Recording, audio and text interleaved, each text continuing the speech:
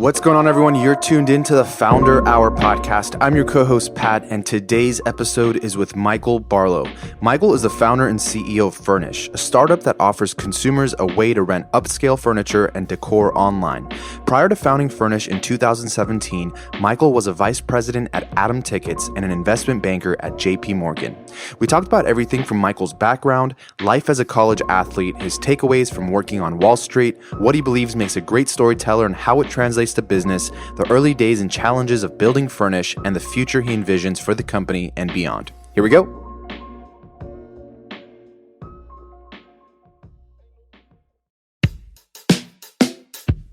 Yeah, to take me back all the way to my childhood. It's a great start. I grew up in Phoenix, Arizona. My family was from the East Coast, so they moved out there for college, and sort of why leave when it's sunny all year round was their impression at the time. And Arizona is a great place to grow up. I always say that, although I'm not moving back. Don't tell my parents.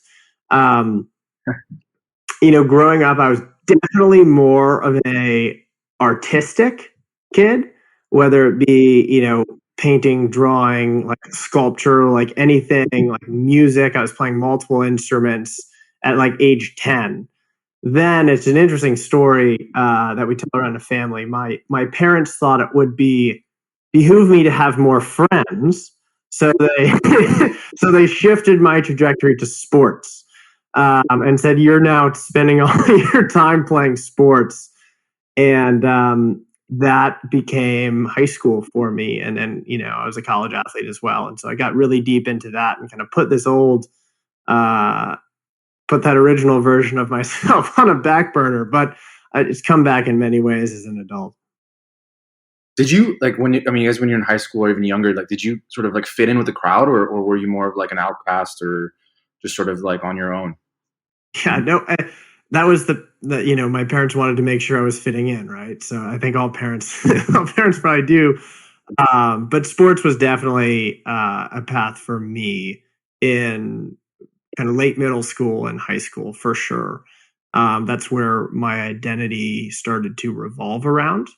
And specifically, the sport I ended up playing for a long time was basketball. So, that was my core kind of shared passion with my core friend group all the way through the end of college. But it's interesting as your priorities. I did, yeah, at a small college outside New York City called Hobart College. Cool. And so did that mean sort of focusing on basketball, did that mean putting this kind of sort of creative side of yours on hiatus in a way, or just not really, being as in tune with it as you may have been if you just stuck to that? 100%, Pat. I always there was this commercial growing up that I saw, watching football or watching TV or otherwise, where the drummer for Blink-182 goes down a different path and meets a bodybuilder, and instead of becoming the drummer, Barker. Yeah. That's right. Instead of becoming a drummer, he becomes a bodybuilder, and the world is kind of so much worse for it. And I always was relating that back to my life as a kid, and I was I was this path forced upon me. But it was it ended up all just generally working out. I think at the end of kind of my, I'd say, sportsmanship, it was I've definitely found a more creative lens in my professional career. And who knows how it all would have worked out. I might be in the exact same place today, at early 30s than if I would have pursued that other path. But it's definitely just an interesting thing to think about on my end. Michael, I'm curious. On the basketball court, what was your role, and what type of a player were you? Right? Were you the leader? Were you the support? Were you the talk to us about that, because I'm assuming that a lot of that translates into who you are as a leader today. Yeah, it's a great question. I was a very consistent player. I wasn't necessarily flashy. I am quite tall and modestly athletic, I'll say, but probably just because I'm tall. But I would. How tall are you? Pushing 6'5". I mean, modestly tall. Wow.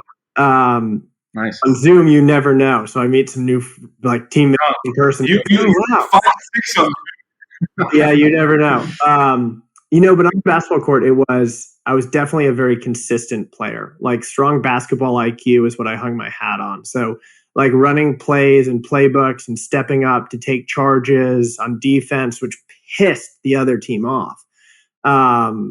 Which pisses me. You're that guy. When you have like this flashy play and then someone's like taking a charge and you like lose the bucket.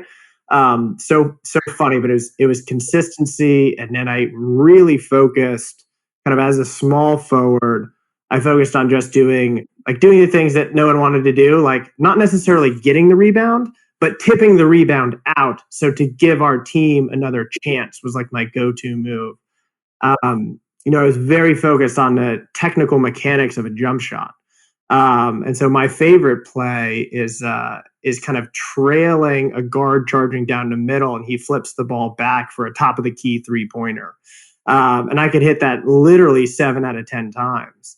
And I thought there was never an excuse to miss a wide open shot. So free throws, like I was shooting over 93%, in college from the free throw line, which isn't Steve Nash per se. And I was like, why isn't that 100? But like there are instances where you. But as a semi-man, like, I mean, if you can hit your free throws and you get it a 3, you're in a good place, I guess, on the court. It was good, but it was very just consistent. And so I wasn't flashy. I wasn't like dunking over people. I was never on highlight reels. But I was a guy that people like to play with. Sorry to cut you off, but what does it take to be that consistent, I guess, in your perspective, when it comes to just sports or just in general? But like, what was your approach to training? Like, was it mental as well as physical? And if it was, like, how did you balance it all out? Was there like a specific approach, or did it come naturally to you? Yeah, I mean, there's a level of discipline, right? It's not like what we'd say the Michael Phelps level of discipline, where I work out 40 hours, a day, and like for a year straight, never miss a day. But there's certainly a level of discipline to kind of maintain, endurance or otherwise. But like mentally on the court, you can get fired up, but you can never let your emotions run away with you, because then you'll just make what I would qualify as a dumb decision that would then impact, your foul count, which puts the other team the line or otherwise, because like you got pissed off and you hacked someone. Like you can have that, but I always found it, difficult to justify a situation like that, because it puts, it puts your team at jeopardy. And as I talk about this more with you guys right now, it's like, so much of this translates to starting a business, right? But yeah, it's definitely a level of kind of emotional control and discipline.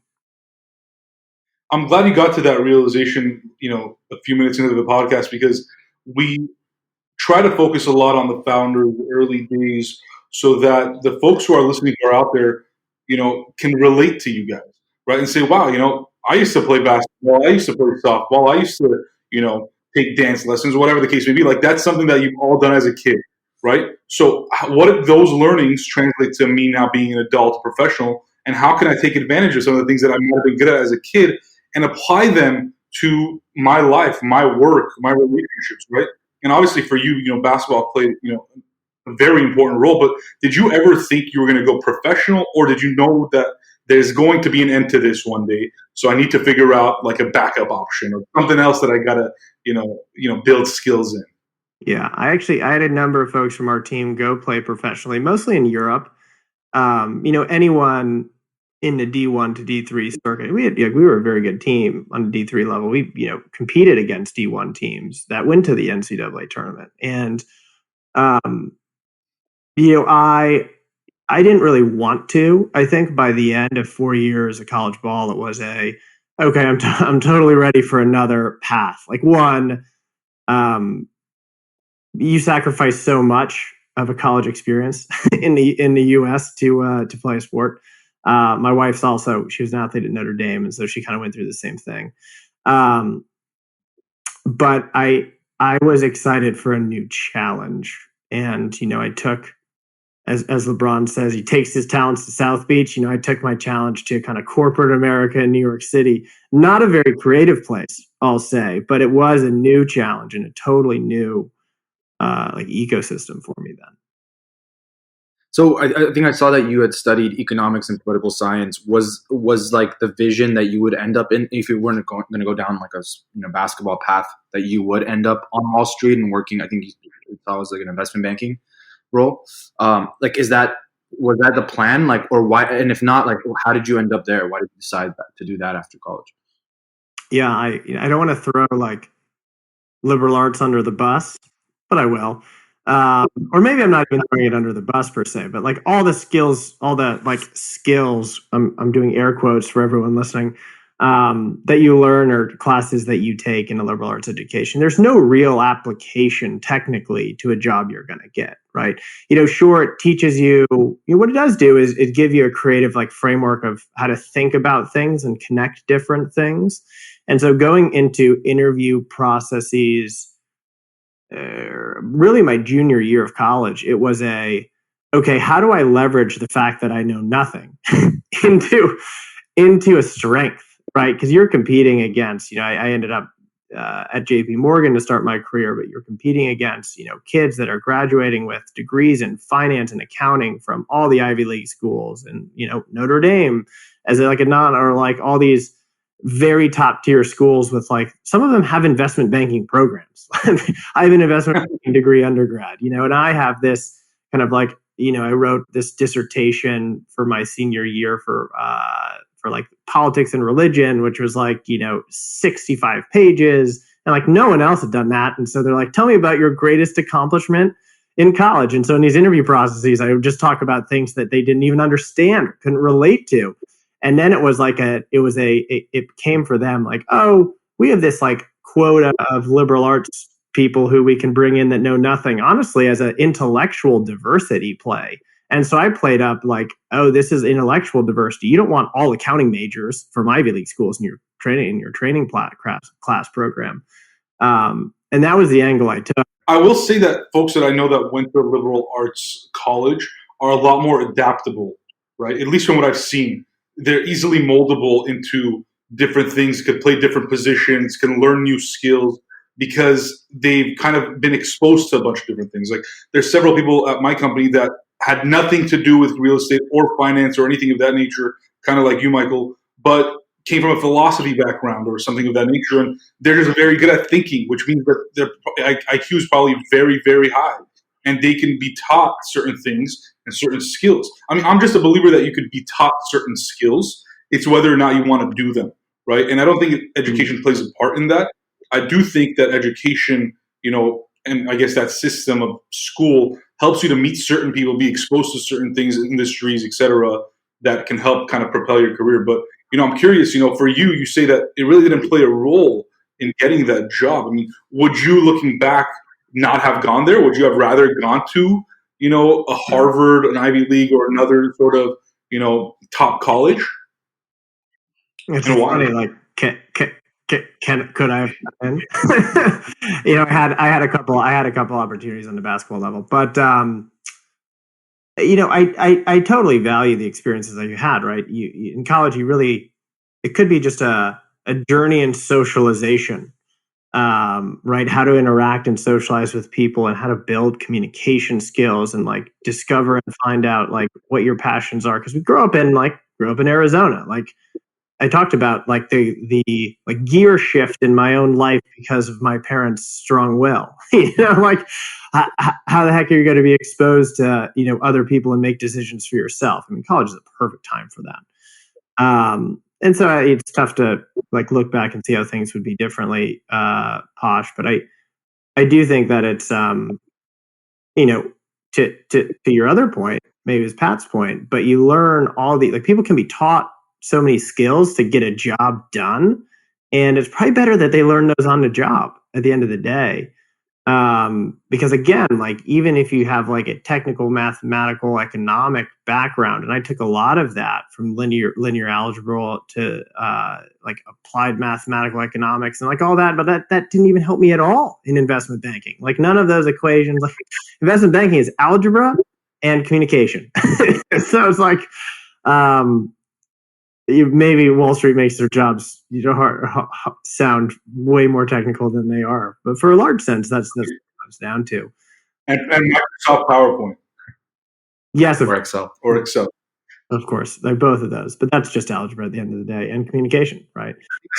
You were there for 5 years, which I think is longer than the average, time someone lasts in an investment banking position. What was your experience like? Do you recommend it to people that are perhaps maybe thinking about it as a career? I guess what type of skills do you learn that could apply to other things, perhaps being an entrepreneur or founder or CEO or what have you? Pat, really good question. I think it is a very strong networking opportunity. It's like if college is a good networking opportunity or socialization opportunity, like your professional career is a really strong place to build a network. Me for one, like day one of training, I met the woman that is, now my wife. So like first day out of college, and it was like almost coincidental. We just stayed friends for many years. But that aside, you do, in any corporate job, banking, consulting, kind of maybe less technical than going into kind of a legal or medical field, which requires continued education. You do learn like some fundamental skills of how corporate America works and how people have, generations before us have climbed like a ladder and gotten promotion after promotion after promotion and guided their careers over 20, 30 years at a specific company, which sounds crazy to me. And shoot, looking back, 5 years at a corporate company also sounds crazy. But guys, the reason I was there is because I couldn't figure out what I wanted to do. Right? I couldn't figure out what I wanted to do. Like all my classmates had left. Like, as you say, Pat, it's a 2-year, like in and out typically. You get this experience and you go to like another job that you're more passionate about. But I couldn't justify like going into a private equity job or even a venture job and continuing on that investing or like financial advisory services side because I wasn't sure I wanted to do that. But I stayed doing it because I wasn't sure where I wanted to go. And that was like I know the industry, and obviously lots happened in the last even couple years when it comes to investment banking and just like companies perhaps going public or the mergers and acquisitions of different areas of it. How do you think the future of iBanking looks like? Like, do you think that it's going to be as prevalent in those processes as it is today, or was 10 years ago, or do you think it's just a sign of times and it's just like it's going to adapt as things change? Well, I'll tell you what, Pat. Have you ever read Michael Lewis's books? I mean, he's written a ton of. Liar's Poker is a big one, right? And then Moneyball, but Liar's Poker is actually the one I'm referencing. For me, awesome book. If you actually ever like when we get together in person, we should play Liar's Poker the game with dollar bills. Like we've, so, it's a fun game. There's lots of digital iterations of it now, but what I will say is that the smartest minds used to go to Wall Street in the 80s and 90s, and even after kind of the dot-com boom, the mid 2000s, and that's where you found like some of these egregious stories of like ostentatious wealth displays and renting helicopters, and the classic Wolf of Wall Street and Jordan Belfort, like all of those stories. I mean, those were so real, but they had like the biggest personalities and the greatest minds going there because that's where kind of society was rewarding people financially. You fast forward to post kind of the financial crisis, 2008 and beyond. I mean, the world of technology and entrepreneurship is now where the most like lucrative the opportunities lie. And so, whereas so many of, I'd say, like top tier talent used to go to New York City or Chicago in these financial jobs, they're going to San Francisco. Or, now everything's so distributed, like San Francisco, or is it Austin or Dallas or Denver? Miami, who knows? But they're going to work at companies that are, paying comparable to what investment banking was paying in its heyday right out of college. So it's just a shift of kind of a redistribution of talent. And with that, Pat, I think has come the whole idea of like the financial innovation around a SPAC is spun up by It's all over the news now. One of our investors is on Spencer Raskoff, who I know you both know, has been on the news like every week. Everything's like talking about it. But these are quote unquote inventions of entrepreneurs, inventing like new products to maximize value for what were formerly small companies. Taking a look at what was formerly a traditional path to an IPO and reimagining that. That level of creativity has driven to just a new place, and that's like one financial instrument per se. But with smart minds really going elsewhere and dedicating so much brain power, I think those industries will naturally, take greater control over the economy, so to speak. And investment banking, what was like the top tier, high flying job for the greatest minds for decades, is no longer, which means that their relevance will, naturally come down a notch. Again, one person's opinion, perhaps.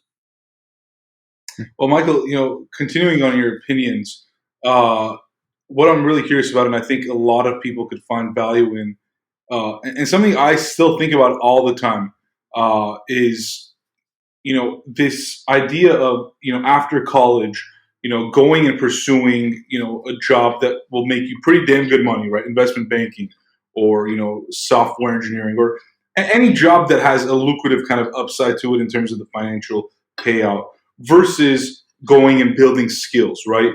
Kind of eating shit for 3, 4, 5 years and just learning on the job, right? I know it's a tough, question, and the answer there's no wrong answer. But I guess based on your opinion and your thoughts and experience, what should or how should a college student who's just graduating or about to graduate, or even a grad student, how should they think about those two paths? I mean, that would always imply that going into a role in investment banking isn't eating shit for 5 years, because it's sort of is. Right. Sometimes, sure, they're not mutually. Yeah, different type of shit. You eat different. The payout's pretty good. You can wear nice clothes while you're eating shit. You can wear nice. It's a unique opportunity. I think just one anecdote. I think a lot of my friends who are probably happiest right now didn't necessarily start on like a traditional. I think software engineers may be very, very different than kind of, I'd say, finance and consulting.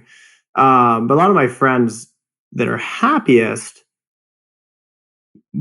got a year or two of experience on the corporate side. Some went to CPG branding, and then they went kind of the more small business route. Not necessarily founders out of the gates, but I think they've been kind of the happiest and maybe, from a professional trajectory, feeling the most rewarded. Some of my friends who are the least happy about where they are the ones who did a decade on financial, or professional services, and sure have more money than the rest of us right now, but doesn't mean they're kind of the most empowered or the most professionally rewarded. So there's definitely, what I'd say is there's a balance. I would say that, if we're talking to college graduates here, it's in the financial crisis coming out of college right around that time, there's a lot of negative publicity for anything to do with Wall Street. I mean, I think Vanity Fair had this famous magazine cover that had a vampire squid as Goldman Sachs. I mean, just an amazing piece of art. And, everyone was vampire squids. I don't even know what that is, but it sounds terrifying. Yeah. And we're in a very good situation today, right? Like folks that were going through the, GFC and what we're going through now with the pandemic. Sure, it's not a financial crisis per se. I think that might come soon enough. But there's another crisis that affects people's livelihoods, affects people's jobs, right? So mindset-wise, it's not much different, right? Positive versus negative-wise, there is a lot of negativity out there, unfortunately. So I think, it is important to really balance and weigh out what's best for you long-term. But sometimes, what we've learned, I guess, through this podcast is a lot of times, a lot of people don't really have an option, right? Sometimes you get out of college, you have so much debt, Your parents are Yeah. living paycheck to paycheck. You have to pursue money. You have to try to get a job that's going to make you the most amount of money, and then maybe figure it out, later. Maybe pursue your dreams later on. Did you feel like that was the case for you, or did you feel like you could play? I don't want to call investment banking safe, but like you could play it a little safer in terms of not going out and pursuing entrepreneurship or pursuing whatever your passions were. Yeah, to reframe it, I think it's if we I think about things in terms of like learning curves, right? And so for me, I knew nothing about what I was going to get into. It kind of circles back to that whole interview process, the intellectual diversity. Right.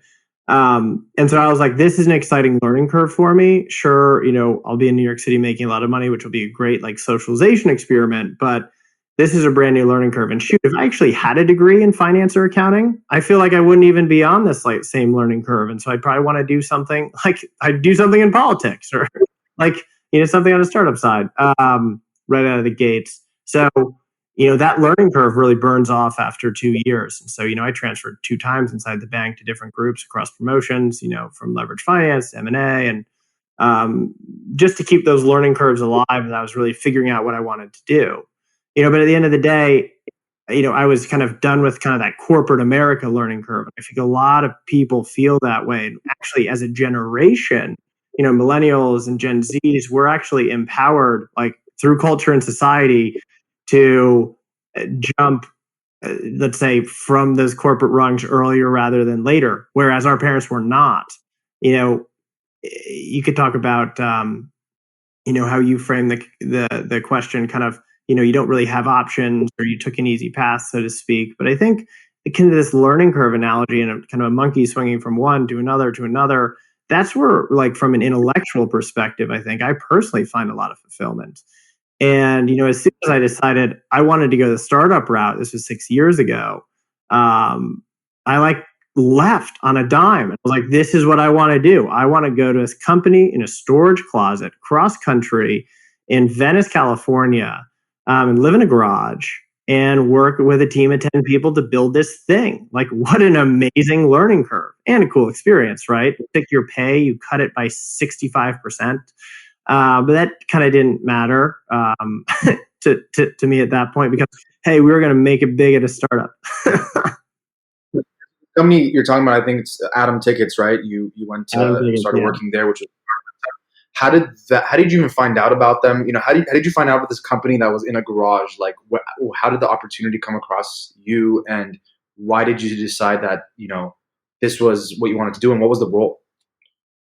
Yeah, so my my uncle's an entrepreneur out here in LA, and he had invested in the company, and so I was chatting with him around just like what I call, he's a member of my kitchen cabinet, right? So it's folks I speak with when I'm trying to shape and define my life, which sometimes become echo chambers if you're not careful. So be careful as you who you're talking to and finding advice from. But he's always been a good outside the box thinker.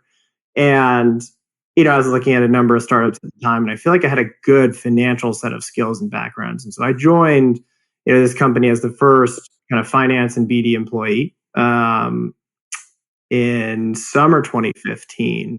And I thought it was a cool idea, right? It was a ticketing technology at the time based on kind of this social engagement and interaction and inviting your friends to things and seeing what your friends wanted to do.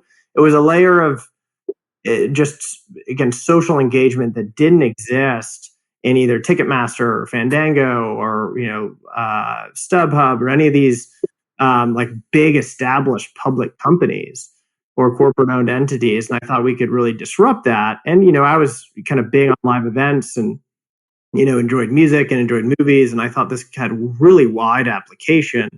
And so also I was ready for something new, as you both know, and kind of taking those learnings to, again, another learning curve. So I guess, what was the biggest takeaway from working at a startup that perhaps it wasn't your business? It was just kind of, you're an early employee and you're seeing the growth and whatnot. Like, what were your biggest takeaways there? And I guess walk us through why you decided to leave, and did you decide to just jump into Fernish right away, or did you do other things between that time? Yes, it's funny to bubble, your learnings from kind of 2+ years at a startup into a couple talking points. I do think I know it's like a 10-year journey in 2 years. yeah, I mean, it's like this totally compressed moment in time. But I think it's learning how to storytell was a big part of that. Our CEO, who's now one of our investors at Fernish, he was a kind of quickly climbing engineer at Amazon. Kind of built I don't know if it was a team of 1,000 kind of product and engineers folks building all of Amazon's Southern California presence. His name is Amish Palasia. He's now CTO at a company called OfferUp, which is also in like furniture resale, which is so funny. Now, but he is one of the most compelling storytellers that I think I'd ever really encountered. And his co-founder, very strong storyteller as well, a guy named Matthew Bacall. And I thought it was a very, I was taking a huge kind of risk and rolling the dice and pay cut to even join that company. And so, landing there, I think, okay, how can I absorb as much from my bosses here as I can and grow quickly? And so being in a finance function in a business that needed a lot of capital to survive, we ended up raising over $100 million in 2 years, like fantastic amount of money. And, we had a bunch of strategic backers. We had The Rock, like meeting The Rock and pitching Dwayne Johnson, like talk about an experience, right? Same thing, J.J. Abrams and Steven Spielberg, and kind of a lot of folks in LA, so to speak. This was an entertainment technology platform, ultimately what it became. But I think the storytelling aspect has been so critical because storytelling. Michael, when you say that, what do you mean by that, right? Like you hear people that are storytellers, but like, what makes a great storyteller and how does that translate to being good at business? Oh, it doesn't translate to being good at business. not in the case of, you look at WeWork, I mean, literally the best storyteller probably out there. I think Jared Leto is playing him in a new film, which is going to be awesome. But Adam Newman, I mean, like the most compelling storyteller probably that's in the past decade. I mean, Obama was pretty good too, but Adam Newman was great. Has it translated to business? I think it needs to be coupled with a lot of different things. So, you can paint a picture of the future in a meaningful way and get people excited. You get consumers excited. You get, a very smart team excited to join you. I mean, that's just such a critical part. The team building is something that I'll go into in a minute. Because I feel super strongly about that and kind of a more academic approach. So is it also the softer skills? Is that what you're referring when you say somebody who's a great storyteller? Is that somebody who has the softer skills, that can go out, be the face, raise the money, hire people, motivate people, set visions? Is that role? Some of it, I'd say, Posh. When you say kind of set goals, recruit people, like sort of. I think if you're just painting a picture of the future that you get people excited about, whether it be like high-powered execs to come join you or whether it be like new investors to come finance your vision, like absolutely. And that's a notion of it's some level of like just conviction in your own belief of what the future is going to look like. And if you can imagine, like for Fernish,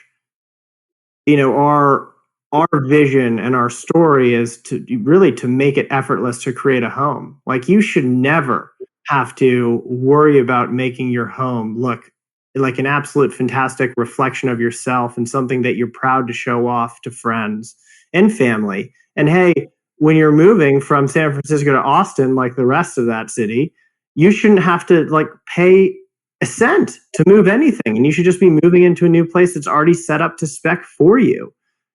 And, that's kind of it's a compelling vision from a consumer perspective. And yes, from an investor perspective as well, because it's kind of so relatable to so many people's like journeys and paths, for a certain period of time after college. But, back to your wider point, Posh, storytelling is only part of the equation. And what I learned at Adam was, I was originally just very alluring to have such great storytellers with such great pedigrees, you know, pitching such a vision. I just was so amped to be a part of it. And you see a lot of like people get excited to join high power startups, and great investors are excited to back them as well. But the actual side of executing a business it's such a, I want to say it's a science, but it's so unique because every team is so unique and the dynamics of every team is so unique, and kind of learning a level of adaptive management and adaptive leadership is kind of this next level of of storytelling that you don't really see on like the big screen or in conferences or maybe even on podcasts.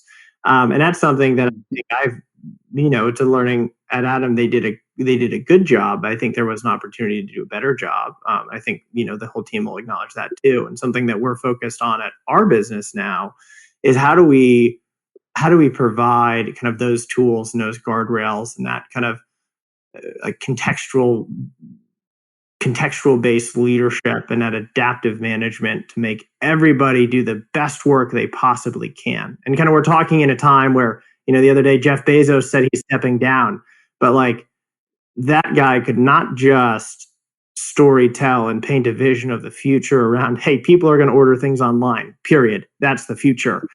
He was also able to drive people to do the absolute best they've ever performed. Like every day is day one. We should be fiercely afraid of our customers and our competition. And like you could go on and on and on from this guy's, shareholder letters, etc. But on that storytelling, and we talk about the correlation between storytelling and being good at business, and we've seen different examples in the past. And I'm curious about your thoughts on this sort of concept of like the reality distortion field, which Steve Jobs famously had, and we've seen like Travis Kalanick, and you mentioned Adam Newman and all these folks that as an entrepreneur, as someone who has like a big vision. Theranos is another example. You sort of are. It's hard to sort of see what's reality and what's realistic and what's possible, because what does that even mean? If Steve Jobs was thinking realistically, quote unquote, like would Apple have become Apple? You never know. So I'm just curious to hear if you have any general thoughts on that, and as a founder, as an entrepreneur, as someone who has a big grand vision, how do you balance it to make sure that it doesn't come around and bite you in the ass like it did for some folks? It's great. It kind of the analogy that comes up is Henry Ford. I feel like people don't talk about him enough these days, but he is just some. I mean, these are just visionaries. Like the car should be the way people get around. Like, fine. It's like, if you would ask people what they want a faster horse. Like, I'm going to give them a car, like blow their mind. Talk about a kick-ass customer, like expectation exceeding product. Reality distortion. What kind of brings you back down to earth are, I'd say, what brings you back down to earth? I'd say numbers and cash flow, right? Because it all is going to bubble up to how your business is performing. And if you have the right people around the table to hold you accountable to how the actual business is performing against a vision, I think that's important. That's important to, and not to say there should be no checks. Like if people would have, said to Steve Jobs, hey, XYZ isn't performing today. What we think, like you're fired. It's like, no, actually they did say that to him and they fired him in kind of the MacBook launch, if you remember. But that level of accountability, it's like, when do you hold people to that? Especially people on like the big picture visionary folks like a Steve Jobs or like a Travis Kalanick or Adam Newman. And I think teasing the difference is really down to the board, right? Who do you have on your, how do you approach governance in a way that you can like provide the check at the appropriate time, and not too early and not too late? Whereas, okay, is this actually going to become a reality? And, that's a responsibility of board directors. And again, I think choosing board directors is an art too, in terms of like experience and pattern matching, etc. It's really freaking hard, because I can imagine just being in those rooms, when you're doing something that's never been done before, it's hard to sort of tie it to some sort of number. because it's like, well, how do you project what this is going to make or do? It's like people had never seen computers before, had never seen an iPhone before, or an iPod, and like it's just like just a totally new way, or just the shitstorm that Travis Kalanick went through with Uber because there was a lot of lobbying and politics involved and this and that no one had ever done before. But it's easy for someone to come in after the fact and be like, all right, now that we're here, now we could run this thing smoothly without all this shit. So it is very difficult. That's for sure. Yeah, there's no perfect pattern that's existed in the past at all. So it's super challenging. And then you get team dynamics too. Sure, business model's never been done before, hence why there's so much excitement around doing it. But then this team has never really worked together on this business model. And sometimes like successful founders will bring great teams over from one startup to another. That happens, but it's still then, it's not the same team. And there's different dynamics because there's different challenges. And that's sort of anyway. So yeah, it's super challenging. And, how do you then, and kind of for all founders or, prospective founders, they'll really relate to this, but, how do you then go through a hiring process that you have to move super quickly and bring on what you think are the best talent with very limited data points? And then you add them into the mix and you count tremendously. If you're a small team, and I'd say a small team is even like a team under 100 people, still a small team. Everyone is like very limited degrees of redundancy. And you really count on every individual to bring their best every day. How do you suss that out in a couple interviews? Like very, very challenging to do. That's one of the hardest parts, I think, of starting a business, kind of building the team around it. Well, Michael, let's talk about that while we talk about and introduce people to, Fernish and how that came to be. Your Atom tickets, was it just something that was built up over time, or was this an idea that you had written down in a bunch of, in a notebook with a bunch of ideas like a lot of people do? And what finally, gave you that leap of faith to say, all right, I'm ready to do my own thing. We're launching Fernish.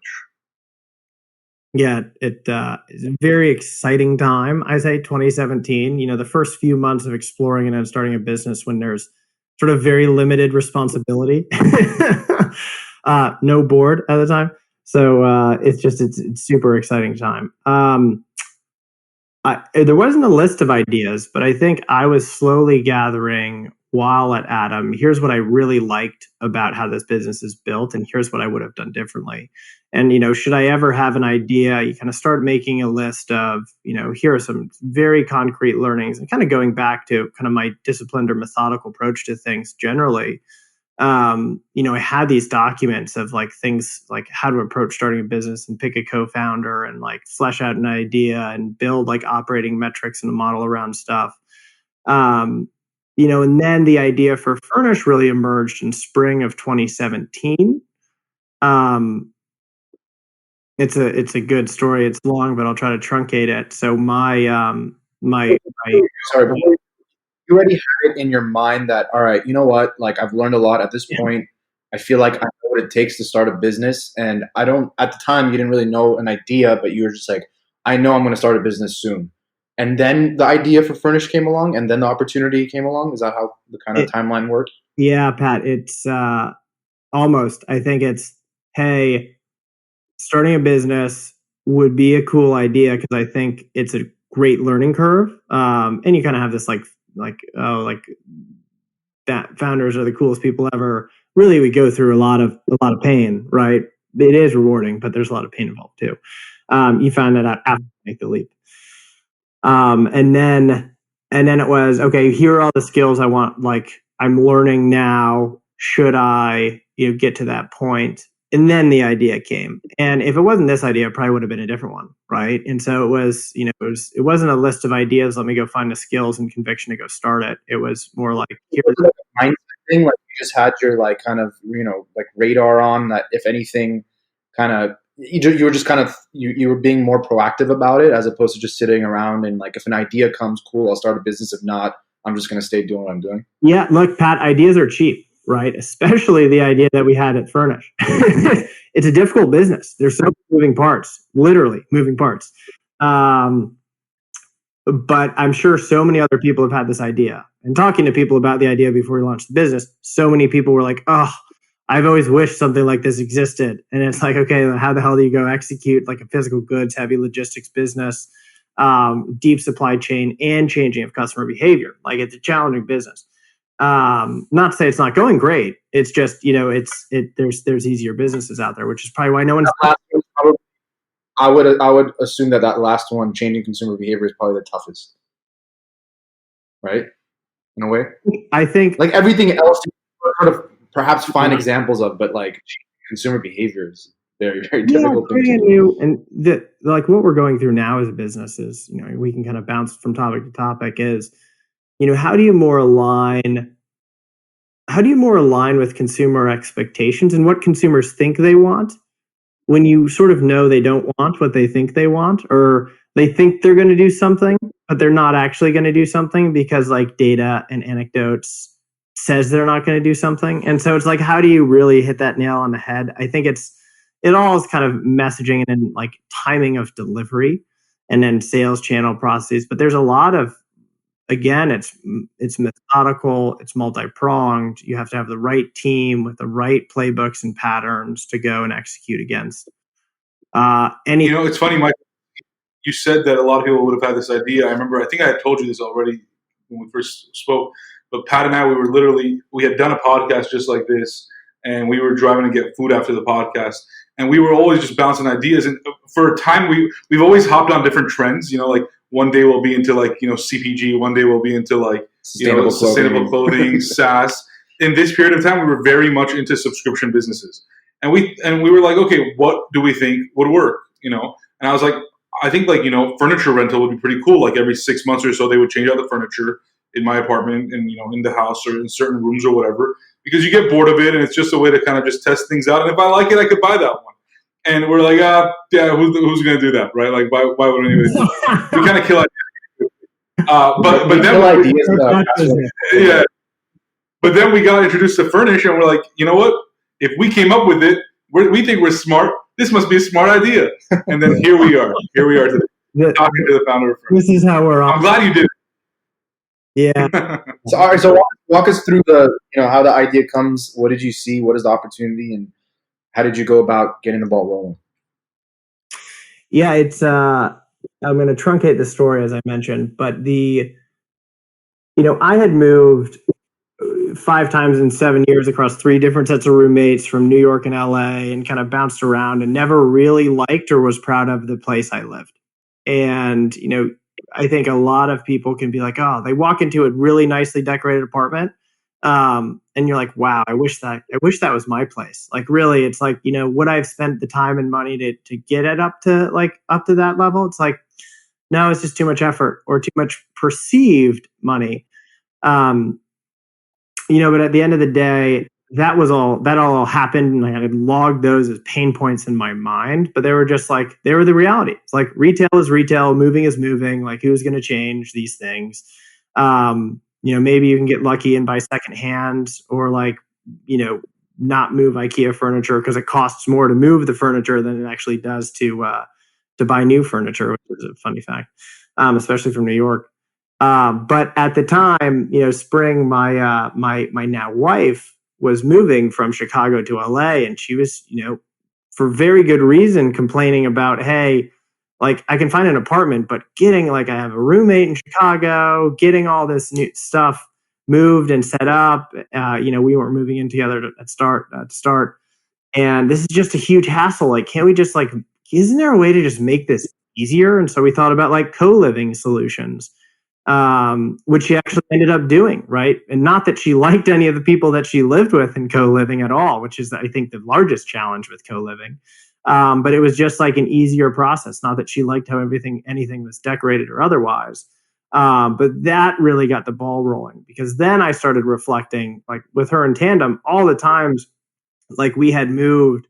I told you kind of my story, but her and I met in New York. Then she went to Chicago. Then I was in LA, and then she was moving from Chicago to LA.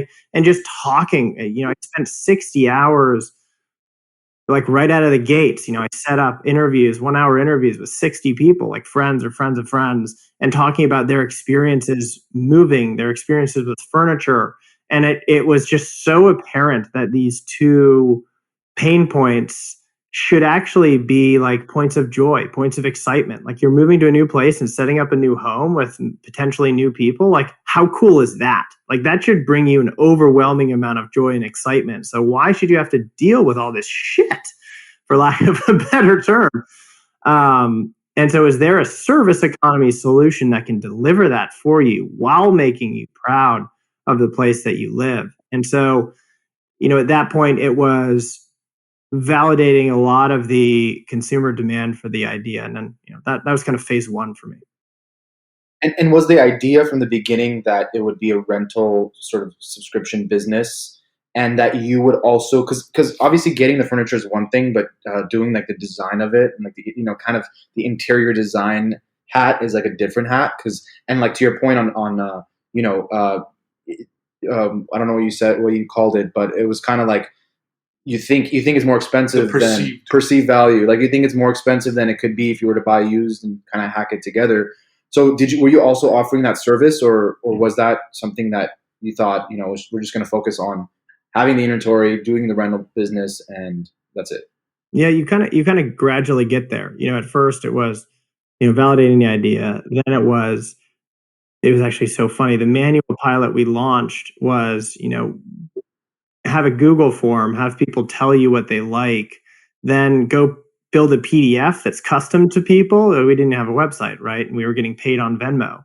It was actually like hilarious in hindsight. We, oh, you need a living room, you like mid-century, you like these 4 pictures, like let me go snag like a bunch of stuff. And it's either like locally sourced or from Wayfair, can deliver in 3 days, and say, this is my inventory. Do you want to like start on a leasing program with this company that doesn't really exist, but sort of exists, but we have a Venmo account? That's how it got started. And it was just kind of the flexibility. And it's like, oh, like you're going to source like 8 pieces of furniture for me. I don't have to like search on Wayfair and type in sofa gray and get 70,000 responses and then figure out, hey, what the hell is actually the best value? Am I getting, what are people saying on the review side? Like, and these were 1-degree connections. And so they kind of trusted us and our business model. And just seeing that out of the gates in a very manual beta was a really rewarding process. You go forward now, we have functionality. We just launched augmented reality, which is pretty cool. We just launched a feature where you're able to create mood boards and build rooms and then share it with your friends and kind of visualize your space that way, which is pretty cool. We have a team of merchandisers who source our product across like different style categories, from mid-century to boho to industrial. And they say this goes together with this. And so like our website's like a fully functioning, like all tip of the spear e-commerce best practice merchandising functionality now, which is awesome to look at, right? Given where we started on PDFs. And from an economic standpoint, is your perspective that, do you think owning furniture is completely pointless? Or do you think that there's a subset of people that it makes more sense for? And how do you view that? It's a good question, Pat. It's kind of like a philosophical question. I think owning furniture is the right path for most, if not all, people, right? It's just a function of like where they are in their moment in time. If you're living in a space in a new job with 2 roommates, but you want a nice common area to entertain, like who's going to buy the sectional, and then who's going to buy out the sectional from whom, so to speak. Like that use case doesn't necessarily make sense. I think there's a notion of uncertainty in people's lives for a number of years after finishing college. And we're not just for the college educated folk too. We're also, we have this full lease to own kind of alternative financing solution too, where you can lease it till you've paid it off and there's no interest attached, and you own a great product like CB2 style, and sometimes it's actually manufactured by CB2 because they're one of our manufacturers. And we kind of give you that access. But I think there's moments in time where we make sense in a meaningful way as a solution for people and as a service for people.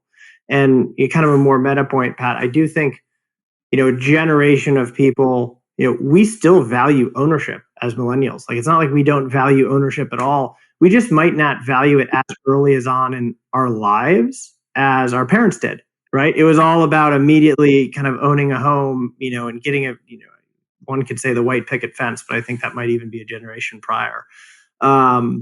We're just not that married to that kind of American image as a previous generation was. So we're kind of more flexible in our lifestyles. And, just to double click on the one notion around leasing to own, like, that's important for us. It's important for our customers. If you lease something from us for 12 months and you really like it, just buy it out. Like, you're never paying more than retail. We're all about transparency. And we think we can be an option for any kind of cohort of customers who has any degree of uncertainty in their lives and wants that level of flexibility, which, shoot, I say is everyone in their 20s and 30s these days, especially here. That's more and more towards that. Like, as the years pass, as you've seen more data in your own business in the last 4 years, do you see that trending? I mean, obviously you see it trending somewhere to continue on the business, but like, is that a trend that you see growing? I think anything around, some durable trends that I think are driving our business are the trend of service. And so I define service as convenience. And so the notion of, how we define that as a business is, you select something, it comes to you delivered and assembled and arranged for free in a week. Like, for furniture, that's a kick-ass customer promise, right? And we can promise that in various regions across the country. We're going to be launching, more and more cities later this year, which is super exciting. In the service economy, trends are just so incredibly durable. Obviously, everyone's seen the success of DoorDash recently, or obviously Postmates bought by Uber, but what's the service that delivers all the groceries for us? Yes. They like, sometimes the fees on those are like a material amount of either the food they're bringing. Really not doing a good job with branding and marketing, because you should have remembered their names. Yeah, totally. Well, I mean, it's kind of maybe division of labor here.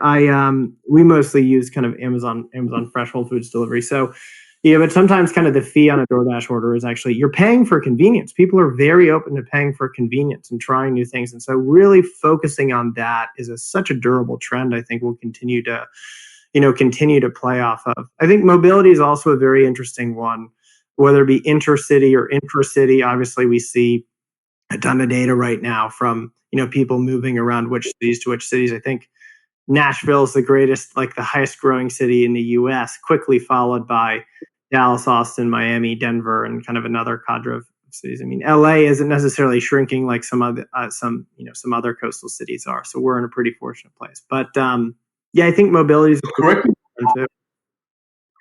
if I'm wrong, but the way I view a company like Fernish, is more experiential, right?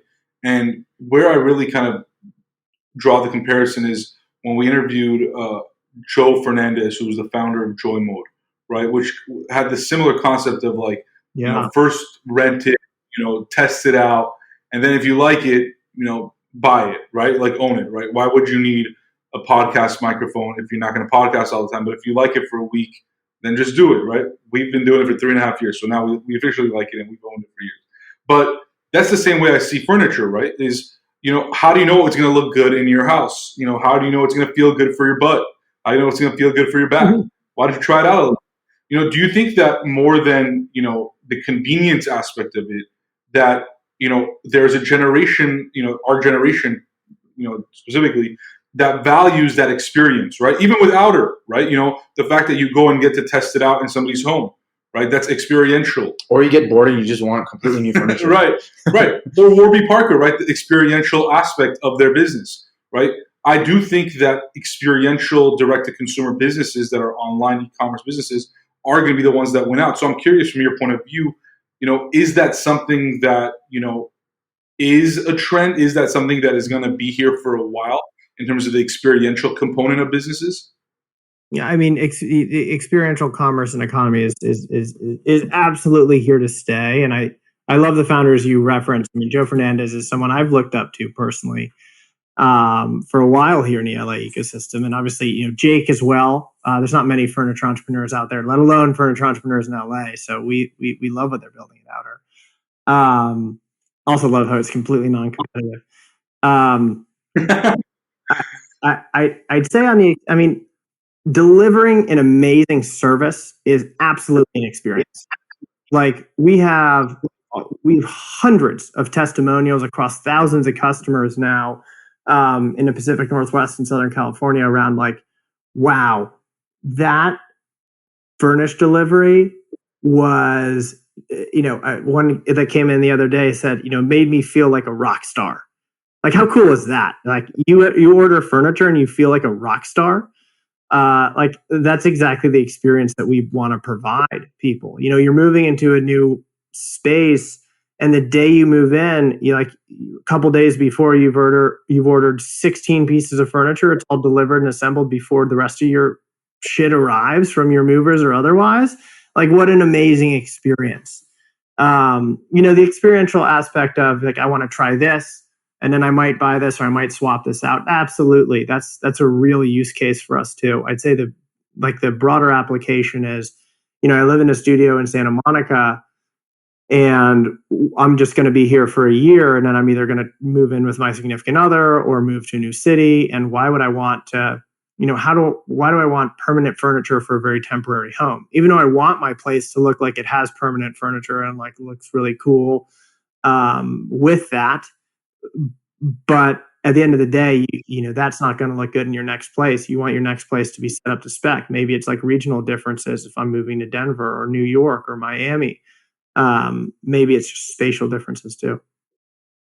So kind of to take it back again to sort of like the beginning, right? I can imagine this was, I don't know exactly what your approach was, but was it like a capital intensive thing to start? And did you have to go out and raise a bunch of money before you actually started taking in customers that were going to, obviously rent, your inventory? And was it inventory that you were keeping on hand, or was it sort of just like when they wanted an item, you were going to go and get it at a whatever rate, perhaps a cheaper rate than if they were to go retail? I don't know. How did that all work? Yeah, it was a learning experience getting started. Sure, like we spun up kind of some wholesale relationships. I'd spent some time in North Carolina and had kind of, by the time we launched the business, I had pretty good visibility into furniture suppliers at the wholesale level that would work with us. So we were never buying like retail product and then flipping it on customers. Like what we really tried to nail down is, just in time inventory. And so we weren't going to go buy a bunch of stock and then try to rent it out. We were going to try to like, okay, how many customers are we expecting like in this month? Let's stock everything a couple days in advance, kind of having like 1 week feedback loops. That was really important to us. Now we have just so much visibility and such deep supply relationships that we just order containers, have them come, and they're mostly like, on a monthly basis, they're mostly fulfilling demand that we know is going to be there. But getting the business out of the gates, I mean, yeah, we raised $1 million right on, we were very fortunate to be able to do this, right? We had a big idea. My co-founder and I, he was at Atom Tickets very early as well, VP of product. He was a product technologist from Amazon, really good pedigree, very strong network, was the yin to my yang in terms of experience, was also corporate, but at Amazon, then through a string of startups, had a great exit, then was at Atom Tickets. And so it was like a good, it was a team with a little bit of credibility, which is, talk for many more minutes about the importance of finding a great co-founder, maybe a separate podcast or maybe a beer. We could talk about that. So, we maybe one in a beer and a podcast simultaneously. This is good when we get together in person. I'm excited about that potential of that. But yeah, I mean, capital intensive business a little bit to start, but then we had to figure out there's all ways to finance a business. My co-founder is just publishing an article on non-dilutive financing that .LA is going to be running next week. But you can have debt capital, you can have venture debt, you can have capital leases. There's a lot of different ways where you can leverage, creative ways that you can finance a business like ours. And so we quickly shifted capital structure, and we've raised $45 million across our capital structure in some creative ways, and that's enabled us to grow our business in a pretty meaningful way. But if we were kind of raising equity to buy furniture every single time, that would be way too expensive and dilutive for. Probably give you a quick rundown, but it sounds like what you're saying is you didn't go the traditional sort of venture capital route. You went through other sort of creative ways to finance. And so kind of walk us through, like, briefly, like, for those entrepreneurs who are just getting started today and don't know about any of these things and are thinking, VC, what's out there? Like, what are some ways that they could, besides, obviously going to a bank and getting a loan and that kind of stuff, like, what are some other creative ways? That answer, I think, other creative ways, it's a great answer. An SBA loan is a beautiful answer and a way to start a small business, right? And what are startups? Small businesses. So the SBA is built for that. Very famously, the Warby Parker team got started off an SBA loan. Amazing. And they were like answering customer service emails in their classroom at Wharton, and they just pulled like an SBA loan while they were still in business school. So we had him on the show a couple weeks ago. Oh, did you? Awesome. Well, they probably have. Yeah, David from Warby Parker. Yeah, fantastic. So I definitely, again, exceptional entrepreneurs, and look up to that team and what they've been able to build, of course. But that's a really good way to finance a business. I think, the beauty of, and we did go the venture route, to be very fair. We just didn't go all venture, right? We had smart investors, and then we realized, okay, what's a more efficient way to capitalize this business? Because we have physical assets. We're going to be, and I don't actually know how Joe Fernandez at Joymo did it, but we're going to be looking for debt. I'm pretty sure capital, right? I think so, yeah. Yeah. Yeah, it could have been all venture, but we found a lot of inventory. Get a lot of inventory and a lot of cash tied up in his inventory. Right, and that's a real. I mean, that's like a retail model, right? Retailers have so much cash tied up in inventory. Right. There's a way to debt finance that with the right structure, and so we approached that creatively pretty early on. And I had again, from my time at JP Morgan, I had a pretty decent network, and some good minds to help me think through how to do that, which was awesome.